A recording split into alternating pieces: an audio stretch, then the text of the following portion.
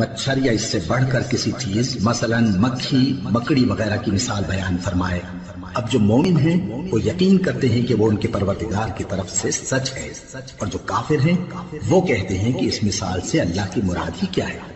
اس سے اللہ بہتوں کو گمراہ کرتا ہے اور بہتوں کو ہدایت بخشتا ہے، اور گمراہ بھی کرتا ہے تو نافرمانوں ہی کو، جو اللہ کے اقرار کو مضبوط کرنے کے بعد توڑ دیتے ہیں، اور جس چیز یعنی رشتہ قرابت کے جوڑے رکھنے کا اللہ نے حکم دیا ہے اس کو قطع کیے ڈالتے ہیں اور زمین میں خرابی کرتے ہیں۔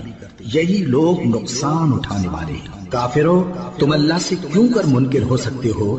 جس حال میں کہ تم بے جان تھے تو اس نے تم کو جان بخشی، پھر وہی تم کو مارتا ہے، پھر وہی تم کو زندہ کرے گا، پھر تم اسی کی طرف لوٹائے جاؤ گے۔